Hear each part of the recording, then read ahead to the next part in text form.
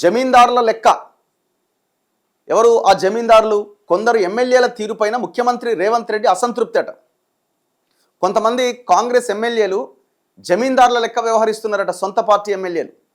అట్లా నేనే రాజు నేనే మంత్రి అనే లెవెల్లో వాళ్ళు విర్రవీగుతున్నారట ఒక రకంగా చెప్పాలని. మరి ఎవరా ఎమ్మెల్యేలు? పార్టీని ప్రభుత్వాన్ని వదిలి సొంత ప్రచారంతో సరిపెట్టుకుంటున్నారట. చేద్దామనుకున్న కార్యకర్తలను కూడా చేయనివ్వట్లేదట. పిఏసీ సమావేశంలో ముఖ్యమంత్రి రేవంత్ రెడ్డి చురకలు. పార్టీ నేతలంతా ఎస్ఐఆర్కు సిద్ధంగా ఉండాలి. ఎస్ఐఆర్ అంటే ఇదే సమగ్ర ఓటరు జాబితా ఒకటి నడుస్తున్నది కదా. మంత్రులు కూడా డ్యూటీలు వేసుకొని పనిచేయాలి. నాకు కూడా ఒక నియోజకవర్గాన్ని కేటాయించండి. ఈ నెల రోజులు పార్టీకే సమయం కేటాయించండి. కాంగ్రెస్ నేతలకు ముఖ్యమంత్రి రేవంత్ రెడ్డి స్పష్టీకరణ. కొంతమంది ఎమ్మెల్యేలు తమ నియోజకవర్గాలకు జమీందారుల లెక్క వ్యవహరిస్తున్నారని రేవంత్ రెడ్డి అన్నారు. కాంగ్రెస్ పార్టీ ప్రతిపక్షంలో ఉన్నప్పుడు పార్టీ కార్యకర్తలు సోషల్ మీడియాలో వారియర్ల లెక్క పనిచేశారని గుర్తు చేశారు. ఇప్పుడు ఆ కార్యకర్తలను ఎమ్మెల్యేలు కొందరు తమ వ్యక్తిగత ప్రచారానికే పరిమితం చేస్తున్నారని తప్పుపట్టారు. ఎమ్మెల్యే కూర్చుంటే, నిలబడితే, టెంకాయ కొడితే ఫోటోలు తీసి సోషల్ మీడియాలో ప్రచారం చేయడానికే కార్యకర్తలను పరిమితం చేస్తున్నారన్నారు. వారిని ప్రభుత్వ పార్టీ కార్యక్రమాలను ప్రచారం చేయనివ్వట్లేదని కుండబద్దలు కొట్టారు. రాహుల్ గాంధీ, టీపీసీసీ చీఫ్, ముఖ్యమంత్రి ఇచ్చిన సందేశాలను సోషల్ మీడియాలో ప్రచారం చేస్తున్న కార్యకర్తలను ఆ ఎమ్మెల్యేలు పట్టించుకోవట్లేదు. ఆయా ఎమ్మెల్యేల వ్యక్తిగత కార్యక్రమాలను ప్రచారం చేస్తున్న వారికే ప్రాధాన్యం ఇస్తున్నట్లుగా తనకు సమాచారం ఉన్నది. సహజంగా ఎమ్మెల్యేలతోనే కార్యకర్తలకు పనులు ఉంటాయి కాబట్టి ప్రభుత్వ పార్టీ కార్యక్రమాలను సోషల్ మీడియాలో ప్రచారం చేయడానికి వారు ఆసక్తి చూపట్లే. ఆయా ఎమ్మెల్యేలు ఈ తీరు మార్చుకోవాలని, ప్రభుత్వ పార్టీ కార్యక్రమాలకు సోషల్ మీడియాలో కార్యకర్తలతో విస్తృతంగా ప్రచారం చేయాలని స్పష్టం చేశారు. ఎమ్మెల్యేలకు సోషల్ మీడియాను ఎలా వినియోగించాలో శిక్షణ ఇవ్వాల్సిన లెక్చర్ గట్టిగా ఉంది, కానీ మరి మనదేముంది? శిక్షణ ఇవ్వాల్సిన అవసరం ఉన్నది.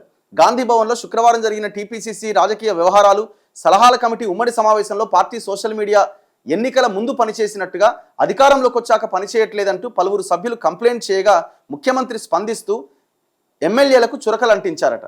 నాయన రేవంత్ రెడ్డి గారు, అసలు మీ పార్టీ సోషల్ మీడియాని ఎవరి చేతిలో పెట్టినావు? నీ పార్టీ సోషల్ మీడియాని ఎవరి చేతిలో పెట్టినావు? టోటల్ సోషల్ మీడియా వింగ్ ఎవరు పనిచేస్తున్నారు? ఎలక్షన్లకు ముందు మీరు గెలవడానికి ఎవరు పనిచేశారు? ఎవరికి బాధ్యతలు అప్పచెప్పారు? ఎలక్షన్ల తర్వాత దాదాపు మీ సోషల్ మీడియాకి దాదాపు 2-3 కోట్ల రూపాయలు ఖర్చు పెడుతున్నారు. ఆ 2-3 కోట్ల రూపాయలు ఎవరి అకౌంట్లకు పోతున్నాయి? ప్రభుత్వ పరంగా జరిగే సోషల్ మీడియా వ్యవహారం కావచ్చు, మీ పార్టీది కావచ్చు, ఎవరి చేతిలో పెట్టినారు?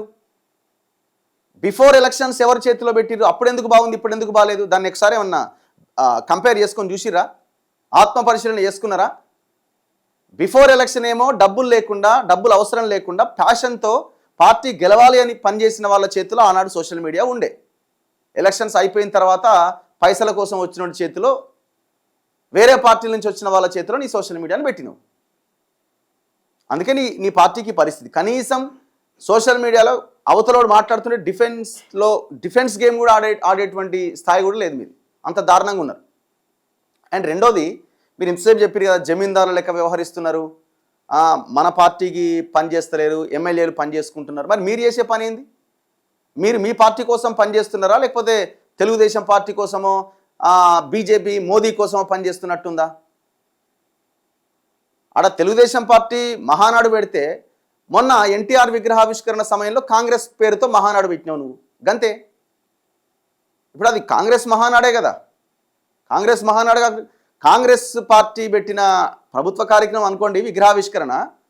అసలు ప్రభుత్వ సొమ్ముతో ఆ విగ్రహం పెట్టడమే తప్పది. సో అది ఆ కార్యక్రమంలో మొత్తం పసుపు జెండాలే ఉన్నాయి. అందుకే అందరూ అంటున్నారు తెలుగుదేశం పార్టీ మాజీ నాయకుడు రేవంత్ రెడ్డి కాంగ్రెస్ మహానాడును ఏర్పాటు చేసింది అన్నట్టు ఉంది. అది అవతలేమో చంద్రబాబు నాయుడు మహానాడు నడుస్తుండే, ఈడ రేవంత్ రెడ్డి మహానాడు నడిచింది.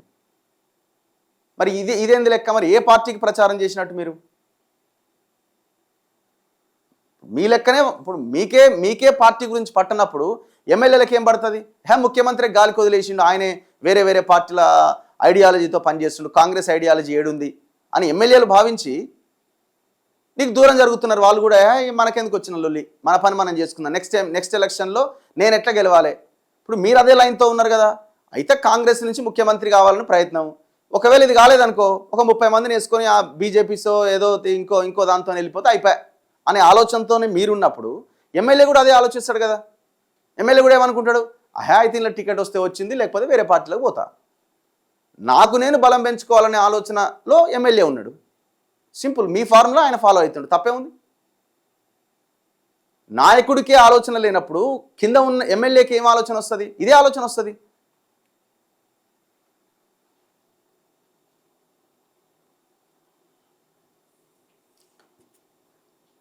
అసలు మీ చుట్టుపక్కల ఎవడున్నాడో కానీ ఆ మేధావులకు మొక్కాలి ఆయన.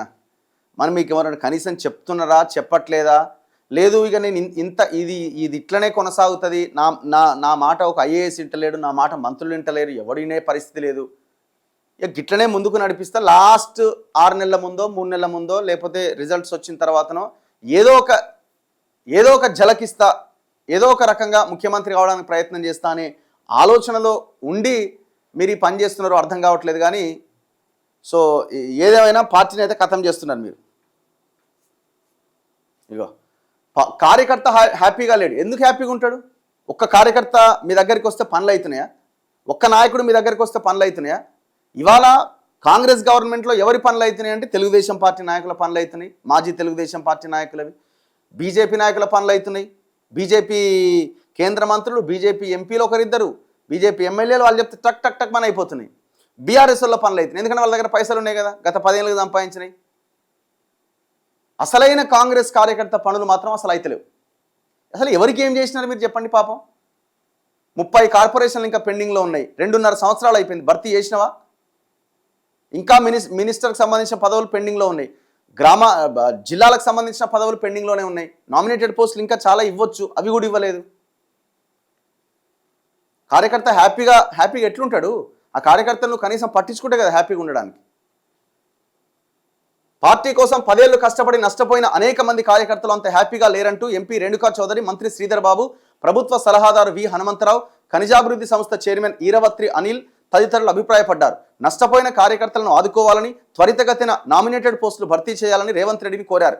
మొదటి నుంచి కాంగ్రెస్లో ఉన్న నాయకులకు పదవుల భర్తీలో అన్యాయం జరుగుతోందని, కొత్తగా పార్టీలోకి వచ్చిన వారికి పదవులు ఇస్తున్నారని రేణుకా చౌదరి అన్నారు. కరెక్టే కదా మరి, వాస్తవం ఇప్పుడు ఎంతసేపు చెప్పింది అదే కదా నేను.